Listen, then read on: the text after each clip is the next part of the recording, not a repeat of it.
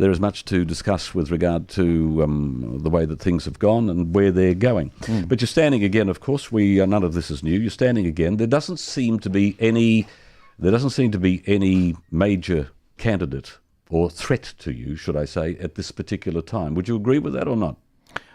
No, I'd never agree with that. I've been in many campaigns, Leighton, over the years, both council and for the mayoralty, and I take nothing for granted. When I'm campaigning, I'm totally focused on what I'm trying to do and the vision and message that I'm getting out to the community. And, so whoever is in this mayoral campaign, I'll be campaigning as hard as ever. How would you rate your work so far? How happy are you with what you've done? I think we've done a fairly good job, actually. So the most important thing we had to do was really unite the city and get the super city structure in place, and by and large ensure that we didn't have a lot of political squabbling, bring the political team together in terms of the governing body, the councillors and the local boards. And so on that basis, I think we've done a pretty good sort of job, and I've set it up for the next 3 to 6 years when that structure will really settle into place. Secondly, to really reach out to the community. That's been more of a challenge. 5,000 square kilometres of place, it's huge. And to get around all the people, it's been a bit of a challenge, but I've loved that. And thirdly, just in terms of, so what were the key things that I was really looking to achieve? Transportation was number one, and in particular, much better focus on public transport. So the city rail link, green light from the government was good.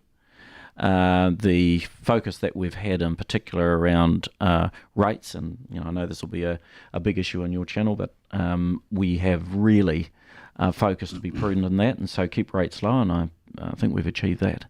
So the big policies, the one thing we didn't get, Leighton, and I'm only halfway through that, is free pools for kids and everybody. And that's something that I'd certainly like to achieve in the next term. So assuming you win the next term, which looks like it being a safe bet, assuming you do, what do you want to achieve? Primary focus, again, transport. Really want to work with the government and look to get the city rail link up and going 2016. And work with the government to maybe look closer at that second harbour crossing, get that ahead of time. I want to try and persuade the government that the link through to the airport, rail link at this stage, is critical infrastructure for the city and the nation.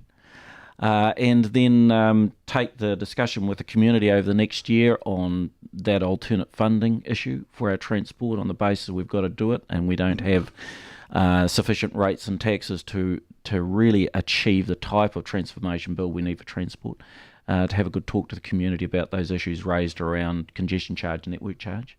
Secondly, clearly the community is anxious about house prices, so we will work with the government pursuant to the Housing Accord and really get the house build going. Thirdly, continue to sit on our rates, strong, prudent financial management, and first, if I'm re-elected, the first budget will have a rate increase at maximum 2.5. So, those are the three key things: housing, transport, keep a close watch on the rates. All right, so keeping rates low. Why is it then that I've got so much correspondence from folk who are, there's no other word for it, bitching like crazy about the rise in their rates of as much as, even over, in one instance that I'll quote you shortly, but as much as 20%? Well, it goes back, of course, the primary reason for all of that, Leighton, and we had a similar discussion here last year or sort of over 12 months ago, was the issue of the amalgamating of the rate system, from 7 rate systems and 7 different councils plus the ARC into one, and the consequences of putting in place at the same time a capital value system. And for some in our community, they had rate increases by and large as a consequence of that, of, in some instances up to 25-30%, some even higher. And then we had other instances of people getting rate reductions of 15 to 20%. So we put in place a transition, which is transitioning those changes over 3 years. And, we're into the second year of it, so no one gets a maximum increase above 10% or a maximum decrease of below 5.7%. And that's all about basically amalgamating the rating system and getting it to a situation where after 3 years whether your property is 600,000 or 500,000 or 400,000 in one part of the city, it's exactly the same rates in that part of the city as it is any other part of the city. So, it's purely as a consequence of the amalgamation of our super city. Then just, if I can just say, then just underline that. I think the thing, that people who are going through that say, well, how can you say that, your rates increases 2.7? Well, it is an average of 9% rather, 2.9% this year, and it's an average across all of the city, and then you take into impact the effect of the amalgamation. And so our budget will increase in terms of our expenditure by 2.9% this financial year. Come to that later. Yeah. I quote you, the so-called average increase is said to be 2.9%. My wife and I have been sent an increase of 20%, kindly reduced for just 3 years to 10% per annum, meaning 30% over the next 3 years. We already pay nearly $5,000 in rates alone, not including water, etc. With the increases including water, this will take all of my wife's and my pension every year. What do I do for power, gas, petrol, food, medical bills, dentists, etc.? Leighton, there's a wider issue there. So I think I've explained the reason why you're getting that sort of... So that person is receiving a rate shift as a consequence of the change, the amalgamation. And look, there's no... you can't put any gloss on that. That's exactly the reason why. We could make some degree of change around what sort of level of uniform annual general charge we applied. That is the only other equity lever we could use. And so we agreed to go for a $350 uniform annual general charge. Some people in the higher value areas say, well, look, why don't you stick it at $600 or $700, as an annual general charge? We said, look, the 350 is right down the middle of Auckland. The least number of people, getting the increase in rates across the whole average of the UAGC. So I went to that figure as a starting point in terms of equity. Now, in behind that, for those who are elderly, so we know that there is a rebate available to them, and they can get up to a $580 rebate, depending on what their income is.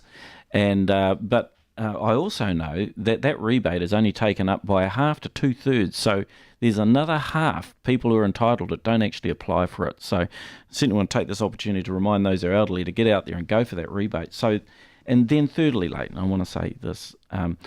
There will be an opportunity, and my hope in the next term, I've talked to Local Government New Zealand about this, I've talked to the government about it. The issue of rates, land property rates, is unfair inherently, in particular for the elderly.